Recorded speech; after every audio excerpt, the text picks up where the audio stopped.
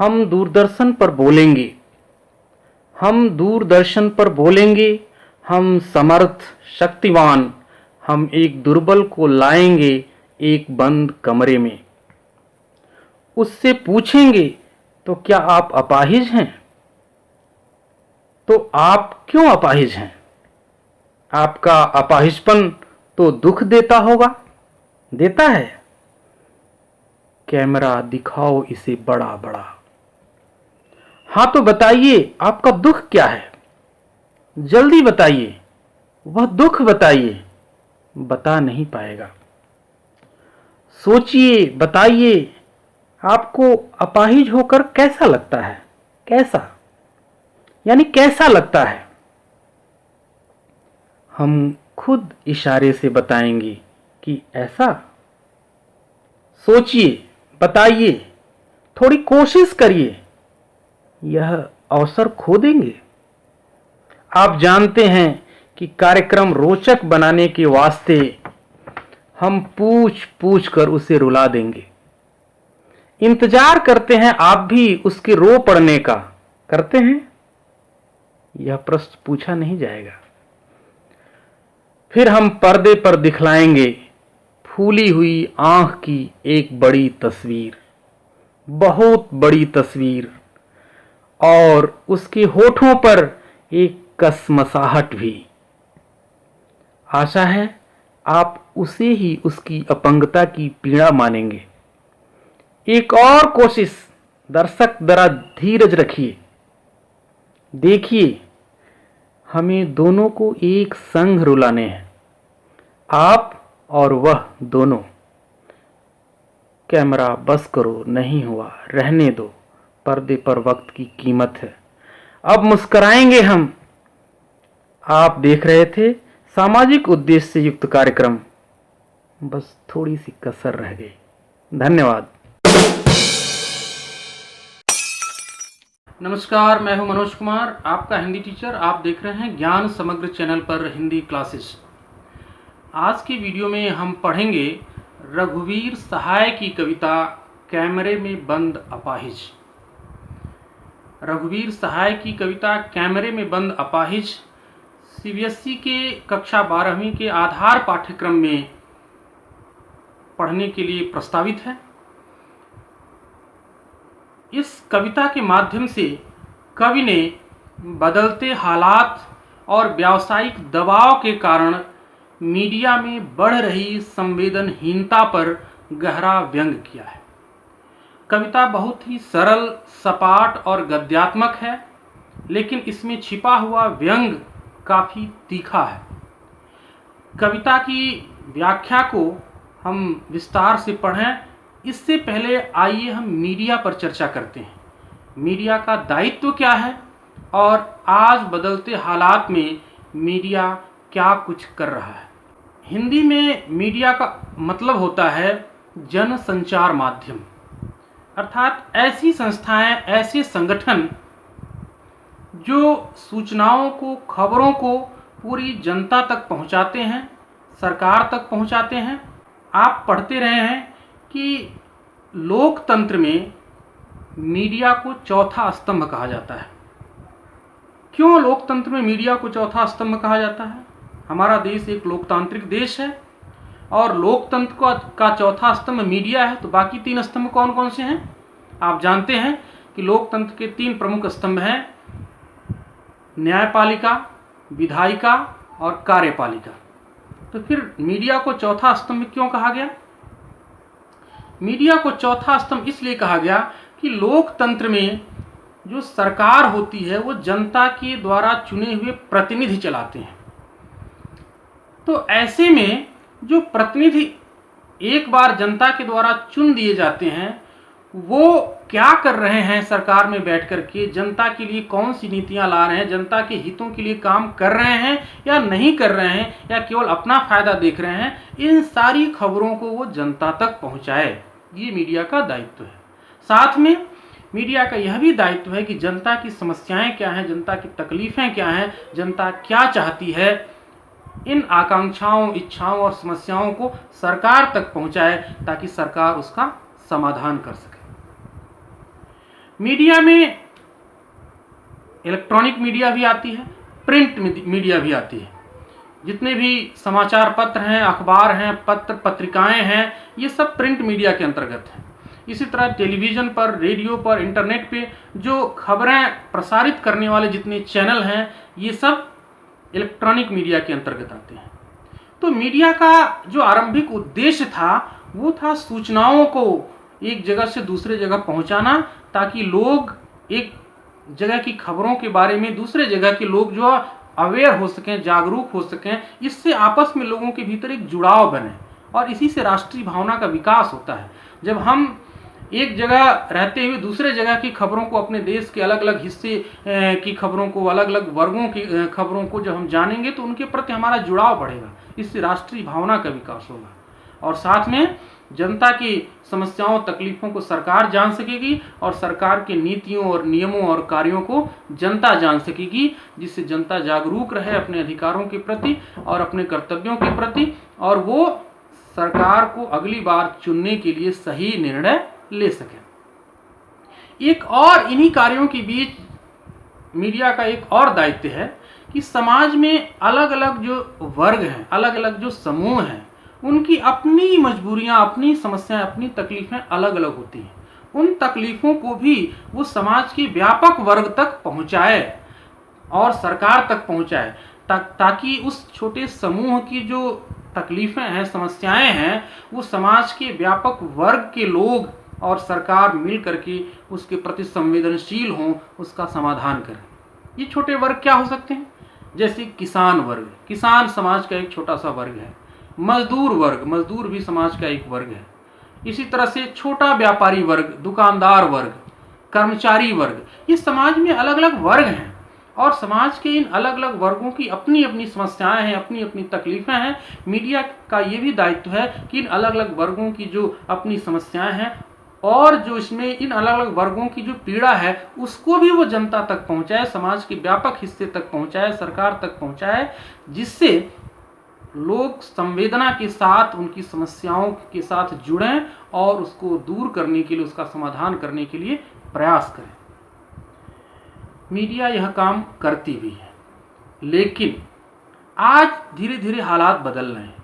जब देश आज़ाद हुआ या देश में शुरू में जब मीडिया का आगमन हुआ, उस समय मीडिया कर्म यानी पत्रकारिता का कार्य जो था वो एक तरह से समाज सेवा थी, देश सेवा थी। लेकिन आज पत्रकारिता कोई समाज सेवा या कोई देश सेवा का कार्य नहीं रह गया है। पत्रकारिता एक व्यावसायिक कार्य, एक बिजनेस हो गया है और इसके माध्यम से तमाम संस्थाएं, तमाम संगठन खड़े करके पैसे कमाए जा रहे हैं। और जब किसी भी कार्य का उद्देश्य व्यावसायिक हो जाता है तो उसमें धीरे धीरे नैतिक मूल्यों का ह्रास होता है, नैतिक मूल्यों में गिरावट आती है। कुछ यही गिरावट आज मीडिया में देखने को मिल रही है। रघुवीर सहाय जी खुद पेशे से पत्रकार हैं। यही कारण है कि वो मीडिया के खूबियों को, उसकी खामियों को और बदलते परिदृश्य में, बदलते हालात में उसमें क्या बदलाव हो रहे हैं, उन बदलावों को गहराई से जानते हैं, अनुभव करते हैं। और यही कारण है कि मीडिया की एक खामी के ऊपर उन्होंने इस कविता में बहुत ही गहरा व्यंग किया है। अब वो खामी क्या है मीडिया की? जैसा कि हमने बताया कि मीडिया का दायित्व है, मीडिया का एक यह भी दायित्व है कि समाज के अलग अलग हिस्से, अलग अलग वर्गों की तकलीफों को, समस्याओं को समाज के व्यापक वर्ग तक पहुंचाए, सरकार तक पहुंचाए, ताकि उसकी तकलीफ का, उसकी समस्या का समाधान हो सके। आप मान लीजिए जैसे कोई किसान है। किसान लगातार आप देख रहे हैं, समाचारों में पढ़ रहे होंगे, अलग अलग जगहों पर अपनी अपनी समस्याओं के कारण आत्महत्या कर रहे हैं। अब किसी किसान परिवार में किसी किसान ने आत्महत्या कर ली तो मीडिया का दायित्व है कि वो उस किसान के उस आत्महत्या को खबर के रूप में प्रसारित करके, दिखा करके लोगों को, और किसानों की आत्महत्या की जो पूरी समस्या है उस समस्या के प्रति लोगों को जागरूक करें, उसके साथ जोड़े, उसके साथ उसके लिए प्रति लोगों को संवेदनशील बनाए।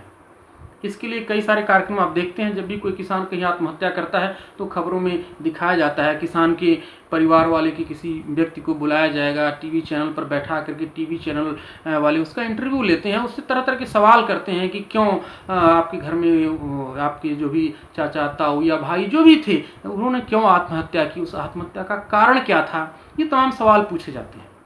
इसी तरह से कोई महिला है जिसके साथ कोई उत्पीड़न हुआ है, कोई बलात्कार की घटना घटी है, तो मीडिया का ये दायित्व है कि ऐसे बलात्कार की घटनाओं के विरुद्ध लोगों के मन में आक्रोश पैदा करे और ऐसे पीड़ितों के प्रति संवेदनशीलता पैदा करे समाज में। तो ऐसे कोई भी पीड़ित अगर होती है तो उसको टीवी इंटरव्यू में बुलाया जाता है, टीवी चैनल पर बुलाया जाता है, उसका इंटरव्यू लिया जाता है, उससे तरह तरह के सवाल पूछे जाते हैं ताकि लोग उसकी पीड़ा को महसूस करें। यानी जो पीड़ित वर्ग है उसकी पीड़ा को जनता महसूस करे, समाज महसूस करे, सरकार महसूस करे, इसलिए उसकी पीड़ा को पर्दे पर, टीवी पर या पत्र पत्रिकाओं में दिखाया जाता है। ये उसका उद्देश्य है। लेकिन ऐसा करते हुए अक्सर हम देखते हैं कि जो इंटरव्यू लेने वाला, चैनल पे जो इंटरव्यू लेने वाला जो पत्रकार होता है, वो इतने कड़वे, इतने कठोर शब्द प्रश्न पूछता है पीड़ित व्यक्ति से कि पीड़ित व्यक्ति के प्रति समाज की संवेदना बढ़ रही है नहीं बढ़ रही, ये तो अलग बात है, लेकिन उस क्षण, तत्काल, उस समय तो उस पीड़ित को और ज़्यादा दुख पहुंचता है, और ज़्यादा उसके हृदय को ठेस पहुंचता है। और जब कोई व्यक्ति किसी के हृदय को ठेस पहुंचा रहा होता है, किसी को दुख पहुंचा रहा होता है, तो ये संवेदनशीलता नहीं है, ये क्रूरता है, संवेदनहीनता है। रघुवीर सहाय जी का मानना है कि आप किसी की पीड़ा को दूसरों को दिखा करके दूसरों को उसकी पीड़ा के प्रति संवेदनशील बनाना चाहते हैं, तो इसके पहले आपको खुद भी उसकी पीड़ा के प्रति संवेदनशील होना चाहिए। लेकिन मीडिया ऐसा नहीं करता है। क्यों नहीं करता है? क्योंकि मीडिया के ऊपर एक व्यावसायिक दबाव है। क्यों? हमने बताया जितने भी मीडिया संगठन खड़े हुए हैं, मीडिया संस्थाएं खड़ी हुई हैं, उनका उद्देश्य पैसा कमाना है, वो बिजनेस है। तो वो चाहते हैं कि हम अपने कार्यक्रम को इस तरह से पेश करें कि ज़्यादा से ज़्यादा दर्शक, ज़्यादा से ज़्यादा श्रोता इस कार्यक्रम को देखें, दर्शकों में ज़्यादा से ज़्यादा हमारा कार्यक्रम लोकप्रिय हो और हमारी टीआरपी बढ़े। क्योंकि जब लोकप्रियता बढ़ती है कार्यक्रम की, किसी टीवी चैनल की टीआरपी बढ़ती है, तो उसको ऐड मिलते हैं, विज्ञापन मिलते हैं, और इन्हीं से उसकी कमाई होती है। तो हम अपने कार्यक्रम को ज़्यादा लोकप्रिय बनाने के लिए, ज़्यादा टीआरपी बटोरने के लिए पत्रकार क्या करते हैं, कार्यक्रम को इस तरह से पेश करते हैं कि वह ज़्यादा से ज़्यादा लोकप्रिय हो। अब लोकप्रिय कैसे होगा? जब हम किसी पीड़ित से ऐसे सवाल करेंगे कि उसकी पीड़ा उभर करके पर्दे पर आएगी, वो फूट फूट कर पर्दे पर रोने लगेगा, वो चीखने लगेगा, वो गिलगिलाने लगेगा अपनी पीड़ा को बताते हुए। यानी उसकी खूब दयनीय तस्वीर, खूब दुखद तस्वीर, खूब पीड़ित तस्वीर हम दुनिया के सामने रखेंगे, तब जाकर के कार्यक्रम को सफल माना जाएगा और उसकी टीआरपी बढ़ेगी। ये जो व्यावसायिक दबाव है, इसी दबाव के कारण जो पत्रकार है वो कई बार ऐसे कठोर, ऐसे कड़वे प्रश्न पूछता है जिस प्रश्न का उत्तर वह पीड़ित व्यक्ति नहीं देना चाहता है, या उस प्रश्न को सुनकर उसको और पीड़ा पहुंचती है। कई बार तो ये जो सवाल होते हैं वो बहुत बेतुके भी होते हैं, हास्यास्पद भी होते हैं। इन्हीं सब विषयों पर कि जो मीडिया का दूसरों की पीड़ा दिखाने का जो तरीका है, उस पर सवाल उठा रहा है, उस पर व्यंग कर रहा है। कवि एक उदाहरण लिया है कविता में, एक अपाहिज का। समाज में जो दिव्यांग वर्ग है उसकी अपनी एक पीड़ा है। वो हाथ से, पैर से, आंख से, नाक, कान से, किसी भी अंग से अपाहिज हो सकता है, और समाज को ऐसे दिव्यांगों के प्रति, ऐसे विकलांग व्यक्तियों के प्रति संवेदनशील होना चाहिए। इसके लिए मीडिया का कुछ दायित्व है, और उसी दायित्व का निर्वहन करते हुए मीडिया कई बार कुछ विकलांगों का इंटरव्यू लेती है टीवी चैनल पर बैठा करके, अलग अलग चैनलों पर बैठा करके, ताकि दिव्यांगों की क्या पीड़ा है वो समाज को दिखा सके। लेकिन जब समाज को उसकी पीड़ा दिखाने के लिए पर्दे पर उसको लाया जाता है, तो उससे जो सवाल पूछे जाते हैं यानी जो उस पीड़ा को दिखाने का जो तरीका अपनाया जाता है वो इतना क्रूर तरीका होता है जो उस अपाहिज को और ज़्यादा दुखी कर देता है। इस तरीके पर व्यंग किया है कवि ने। अब यहाँ उन्होंने व्यंग करने के लिए टीवी माध्यम का सहारा लिया है, टेलीविज़न या दृश्य माध्यम का सहारा लिया है। लेकिन कोई ज़रूरी नहीं कि ऐसा केवल टेलीविज़न में ही होता है, ऐसा कई बार प्रिंट माध्यमों में भी होता है। समाचार पत्रों में, पत्रिकाओं में भी किसी के साक्षात्कार ऐसे छापे जाते हैं और किसी की निजी जिंदगी की बातों को ऐसे दिखाया जाता है ताकि उस पीड़ित व्यक्ति को खुद पे दुख होता है, खुद पे पीड़ा महसूस होती है कि मैंने इस चैनल को या इस संस्था को अपना इंटरव्यू क्यों दिया, क्यों साक्षात्कार दिया। तो जो एक गरिमा होनी चाहिए, जो एक संवेदनशीलता होनी चाहिए पत्रकार की, वो धीरे धीरे अब समाप्त हो रही है। और वो समाप्त क्यों हो रही है? व्यावसायिक दबाव के कारण। इस पर गहरा व्यंग किया है एक खास उदाहरण के द्वारा कवि ने। तो आइए हम कविता को पढ़ते हैं और समझते हैं। कविता बहुत ही सरल और सपाट है। हमने जैसा कि बताया कि एक अपाहिज की पीड़ा को टेलीविज़न पर दिखाए जाने को कवि ने इस कविता में रखा है और इस कविता के माध्यम से दिखाना चाहता है कि किस तरह से इस पूरे कार्यक्रम का उद्देश्य तो एक अपाहिज की पीड़ा को दिखा करके समाज को उसके प्रति संवेदनशील बनाने का है, लेकिन इस कार्य को करते हुए जो पत्रकार है वो खुद कितना संवेदनहीन हो जाता है, कितना क्रूर हो जाता है और ऐसे सवाल करता है जिससे कि अपाहिज को और ज़्यादा ठेस पहुँचे। साथ में मीडिया उस अपाहिज से क्या अपेक्षा करती है?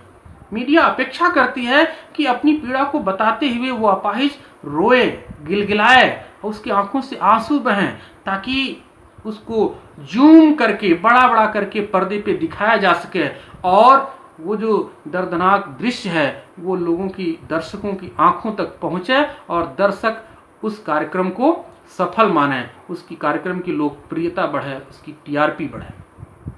तो आइए कविता देखते हैं।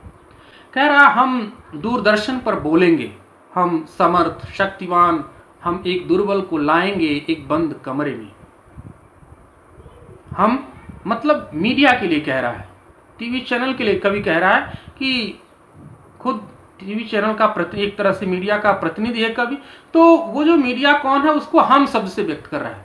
कह रहा है कि हम दूरदर्शन पर बोलेंगे कि हम सब सर्वशक्तिमान हैं, अर्थात हम कुछ भी दिखा सकते हैं, कुछ भी कह सकते हैं, दुनिया को कुछ भी बता सकते हैं और अपने आप को सामर्थ्य, सक्षम, सर्वशक्तिमान मानते हुए हम एक अपाहिज की पीड़ा जनता तक पहुंचाने के लिए उस अपाहिज को, उस दुर्बल व्यक्ति को एक बंद कमरे में लाएंगे। बंद कमरा अर्थात स्टूडियो के भीतर लाएंगे और उसका इंटरव्यू शुरू करेंगे। जब इंटरव्यू शुरू करेंगे तो हम सवाल कैसे पूछते हैं उसको? हम उससे पूछेंगे तो क्या आप अपाहिज हैं? पहला सवाल होगा कि क्या आप अपाहिज हैं? तो क्या आप अपाहिज हैं? आपका अपाहिजपन तो आपको दुख देता होगा, देता है। फिर कैमरे की ओर इशारा करते हुए हम कहेंगे कैमरा दिखाओ इसे बड़ा बड़ा। हाँ तो बताइए आपका दुख क्या है, जल्दी बताइए वो दुख क्या है। वो बता नहीं पाएगा। अब आप यहाँ ध्यान दीजिए, जो पत्रकार के ज़्यादातर टीवी चैनलों में आपने देखा होगा जब ऐसे पीड़ितों से सवाल जब किया जाता है पत्रकारों के द्वारा तो तमाम ऐसे सवाल पूछे जाते हैं जो वास्तव में बड़े हास्यास्पद लगते हैं। अब यहाँ मीडिया कर्मी ये सवाल पूछ रहा है कि क्या आप अपाहिज हैं? अपाहिज को आपने इंटरव्यू लेने के लिए चैनल पर आप ले आए हैं, तो टीवी चैनल के माध्यम से दर्शक खुद देख रहे हैं कि वो विकलांग है या दिव्यांग है। ये सवाल पूछना उससे गैर जरूरी है कि क्या आप अपाहिज हैं, लेकिन फिर भी पूछा जाता है। तो ऐसे हास्यास्पद सवाल पूछे जाते हैं। फिर उससे पूछा जाता है क्या जो आप अपाहिज हैं ये आपको दुख देता है? अब जाहिर सी बात है कोई व्यक्ति दिव्यांग है तो उसको दुख तो देता होगा, लेकिन ऐसे सवाल पूछकर हम उसको और दुखी कर रहे हैं। साथ में हम ये भी चाहते हैं कि कैमरा इस अपाहिज के दृश्य को बड़ा बड़ा करके दिखाए ताकि लोग और ज़्यादा इस दुख भरे दृश्य को देख सकें। हाँ तो बताइए आपका दुख क्या? अगला सवाल होता है कि हाँ बताइए आपका दुख क्या है, आपकी क्या पीड़ा है? लेकिन वो दुख को बता नहीं पाए। एक अपाहिज व्यक्ति ही जान सकता है कि अपाहिज होने का दुख क्या है, लेकिन उससे बार बार उसकी इस पीड़ा को उकेर करके, कुरेद करके बताने के लिए सवाल पूछा जाता है। सोचिए, बताइए आपको अपाहिज होकर कैसा लगता है, यानी कैसा? बार बार सवाल पूछता है कि अपाहिज होकर आपको कैसा लग रहा है। ये जो कैसा लग रहा है आपको, ये जो पत्रकार का सवाल है, उसका जो जवाब है वास्तव में वो एक अपाहिज नहीं दे सकता, या उसके लिए इसका जवाब देना बहुत ही कड़वा अनुभव होता है, बहुत ही दुखद अनुभव होता है। इससे उसके हृदय को, उसके अपाहिज होने के बोध को और ज़्यादा गहरा किया जा रहा है, उसको और गहराई के साथ महसूस कराया जा रहा है पत्रकार के द्वारा कि तुम अपाहिज हो। और ये जो भाव, ये जो कार्य है, उस अपाहिज को ठेस पहुंचाता है, उसको उस पीड़ा पहुंचाता है। तो पत्रकार का ये जो कार्य है वास्तव में बहुत ही क्रूरतापूर्ण कार्य है।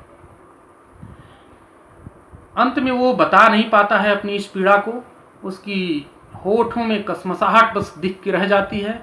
तो पत्रकार उसको इशारा करके बताता है, यानी उसका उत्तर खुद ही एक तरह से बताते हुए कहता है कि क्या आपको ऐसा लगता है, यानी ऐसा, यानी खुद कुछ उत्तर दे देगा और कहेगा कि आप बताइए कि आपको ऐसा लगता है। यानी पत्रकार कुछ उसके मुंह से उगलवाना चाहता है, और वो उगलवाना चाहता है, वो बात कहलवाना चाहता है जो वो खुद पत्रकार की बात है। बताइए, थोड़ा कोशिश कीजिए, यह अवसर खो देंगे। आप जानते हैं कि कार्यक्रम को रोचक बनाने के वास्ते हम पूछ पूछ करके उसको रुला देंगे। इंतजार करते हैं, आप भी उसके रो पड़ने का करते हैं ना। यानी पत्रकार ये चाहता है, ये सवाल इसलिए इतने कठोर सवाल पूछता है, उसके हृदय को ठेस पहुंचाने वाले सवाल पूछता है, ताकि वो इन सवालों को गहराई से महसूस करके वो पीड़ित व्यक्ति, वो अपाहिज रो पड़े।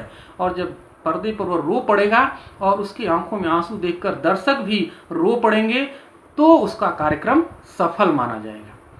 और दर्शक भी इंतजार करते हैं कि वो अपनी पीड़ा बताते बताते रो पड़े। लेकिन वास्तव में ये जो प्रश्न है, दर्शकों को भी वो रुलाना चाहता है। जो एंकर है या जो पत्रकार है, वो दर्शकों से तो वो सवाल ये पूछ नहीं सकता, क्योंकि वो पर्दे के पीछे है।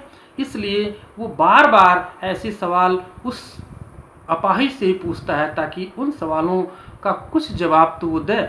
जवाब न दे पाए तो कम से कम रोए, गिलगिलाए, आंसू बहाए, जिसे देखकर दर्शक रो पड़े।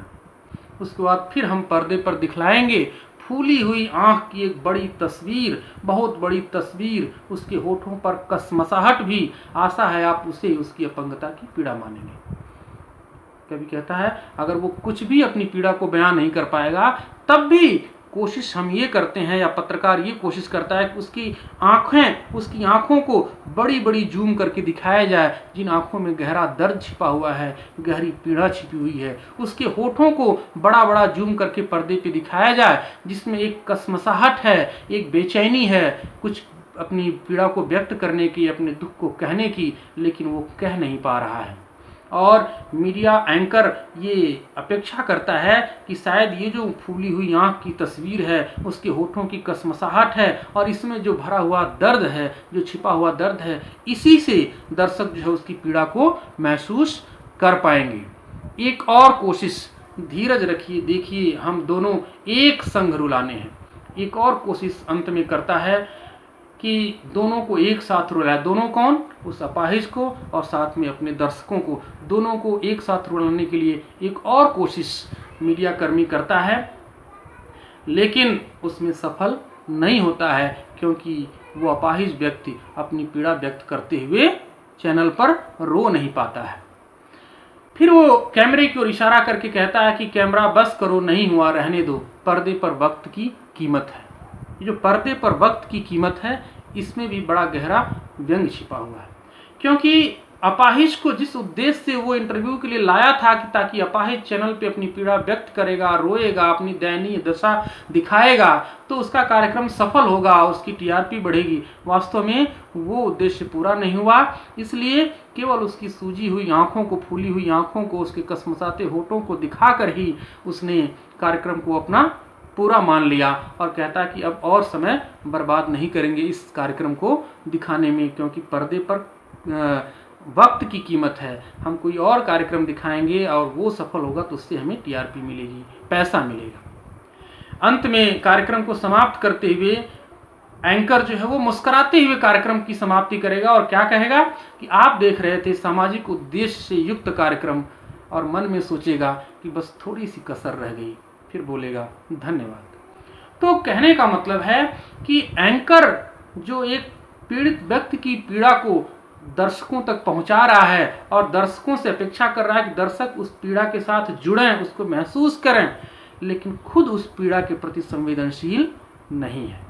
उसका उद्देश्य सिर्फ है उसकी पीड़ा को बेचना, यानी पीड़ित की पीड़ा को वो एक तरह से व्यवसायीकरण करना चाहता है, उसको बेचना चाहता है, अपनी टीवी चैनल पर दिखा करके टीआरपी बटोरना चाहता है, लोकप्रियता बटोरना चाहता है, जिससे उसकी अधिक से अधिक कमाई हो सके। और यही कारण है कि कार्यक्रम के अंत में वो मुस्कुराते हुए कार्यक्रम को समाप्त करता है और कहता है कि आप देख रहे थे सामाजिक उद्देश्य का कार्यक्रम, अब लेकिन मन में उसके कहीं न कहीं ये बात रह जाती है कि कार्यक्रम पूरी तरह सफल नहीं हुआ, थोड़ी सी कसर रह गई। तो कुल मिलाकर के ये जो सवाल हैं, 2-4 सवाल जो पत्रकार पूछता है, ये सवाल कितने हास्यास्पद हैं और अपाहिज की पीड़ा को और ज़्यादा बढ़ाने वाले हैं, उसके अपाहिजपन का और गहरा बोध उसे देने वाले हैं। इन प्रश्नों के ऊपर सवाल खड़े करता है कवि और कहता है कि ये जो प्रश्न पूछने का जो तरीका है, ये जो दर्द, अपाहिज का दर्द दूसरों को बताने का तरीका है, ये बड़ा ही क्रूर तरीका है। इसलिए ये कार्यक्रम तो लग रहा है कि अपाहिज की पीड़ा दिखाई जाने वाली करुणा से भरा हुआ कार्यक्रम है, लेकिन कार्यक्रम को दिखाने का तरीका बहुत ही क्रूर है। इसीलिए इस कविता को करुणा के मुखौटे में क्रूरता की कविता कहा जा सकता है। वास्तव में इसका मुखौटा जो है वो करुणापूर्ण है, लेकिन इसके भीतर पत्रकार की क्रूरता झलक रही है, तो ये करुणा के मुखौटे में एक क्रूरता की कविता है। अब इसमें देखते हैं शिल्प सौंदर्य। कैमरे में बंद अपाहिज कविता की शिल्प सौंदर्य की बात की जाए तो हम देखते हैं इस कविता की भाषा अत्यंत सरल, बोलचाल की और सपाट भाषा है। मीडिया में प्रयोग की जाने वाली भाषा के बहुत नज़दीक है इसकी भाषा, इसीलिए इसमें अलंकारों का अभाव है। कविता में कोई छंद नहीं है, गद्यात्मक कविता है, लेकिन कविता के अलग अलग शब्दों और पंक्तियों में मीडिया के प्रति गहरा व्यंग छिपा हुआ है। यही व्यंग इस कविता का सौंदर्य है। आइए देखते हैं व्यंग को। जैसे हम समर्थ शक्तिवान, इस कथन में मीडिया के अभिमान या अहंकार पर एक गहरा व्यंग किया गया है। इसी तरह से आगे देखते हैं, तो क्या आप अपाहिज हैं, तो क्या आप अपाहिज हैं, एक ही सवाल को बार बार दोहरा करके अलग अलग तरह से पूछने के माध्यम से कवि जो है मीडिया द्वारा पूछे जाने वाले अर्थहीन प्रश्नों पर गहरा व्यंग किया है। साथ ही ब्रैकेट में कुछ वाक्य लिखे गए हैं, जैसे कैमरा दिखाओ इसे बड़ा बड़ा। इसी तरह नीचे जाएंगे तो हम खुद इशारे से बताएंगे, क्या यह अवसर खो देंगे। ये जो ब्रैकेट में दिए गए शब्द हैं, इससे मीडिया के मंशा पर सवाल उठाया गया है कि मीडिया वास्तव में दिखाना तो चाहता है किसी की पीड़ा को, लेकिन वास्तव में दूसरे की पीड़ा बेच करके उस पर पैसा कमाना ही उसकी आंतरिक मंशा है, उद्देश्य है। इस पर गहरा व्यंग है, जैसे कैमरा दिखाओ इसे बड़ा बड़ा। फिर आगे बता रहा है कि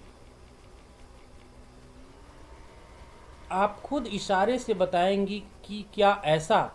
इस कथन के माध्यम से कवि ने मीडिया पर यह व्यंग किया है कि कैसे मीडिया अपने प्रयोजन को, अपने आंतरिक भावों को दूसरे पर अपने उद्देश्यों के लिए थोपता है, या दूसरों का इंटरव्यू लेते समय किस प्रकार पूर्वाग्रह से ग्रसित होता है। तो मीडिया के पूर्वाग्रह पर यह गहरा व्यंग है कि आगे देखते हैं, थोड़ी कोशिश कीजिए, क्या अवसर खो देंगे। इसमें भी मीडिया को अपने आप को शक्तिमान मानने की जो भावना है उस पर गहरा व्यंग किया गया है, जिससे कि मीडिया को लगता है कि वो एकमात्र ही ऐसा अवसर है जो दूसरों को किसी भी तरह से पेश कर सकता है। इसी तरह से यह प्रश्न पूछा नहीं जाएगा, आशा है आप उसकी अपंगता की पीड़ा मानेंगी। ये जो ब्रैकेट में जो या कोष्ठक में जो वाक्य रचनाएं दी गई हैं, इन कोष्ठक युक्त वाक्य रचनाओं के माध्यम से कवि मीडिया के बाहर और भीतर के जो प्रयोजन है, जो मनसा है, उसमें जो अंतर है, उस अंतर पर सवाल खड़ा कर रहा है, अर्थात कथनी और करनी के पीछे उनके अंतर को उजागर कर रहा है। और अंत में फिर बस थोड़ी सी कसर रह गई और आप मुस्कुराते हुए ये कहना कि आप देख रहे थे सामाजिक उद्देश्य का कार्यक्रम, ये भी मीडिया की उस क्रूरता पर व्यंग है जिसमें वो दिखाता तो है एक संवेदनशील दृश्य को दूसरों में संवेदना पैदा करने के लिए, लेकिन मीडिया खुद क्रूर हो जाता है और खुद अपने आप को उस संवेदना से युक्त नहीं कर पाता है। तो इस तरह से आपने देखा कैमरे में बंद अपाहिज कविता का भाव सौंदर्य या व्याख्या, और दूसरी तरफ इसका शिल्प सौंदर्य भी आपने देखा। अगर वीडियो पसंद आया हो तो वीडियो को लाइक करें, शेयर करें, और ज्ञान समग्र चैनल पर हिंदी क्लासेस के और वीडियो देखने के लिए ज्ञान समग्र चैनल को सब्सक्राइब करें। कोई समस्या हो, कोई प्रश्न हो या कोई राय हो तो कमेंट सेक्शन में हमें ज़रूर बताएं। धन्यवाद। शुभ दिन।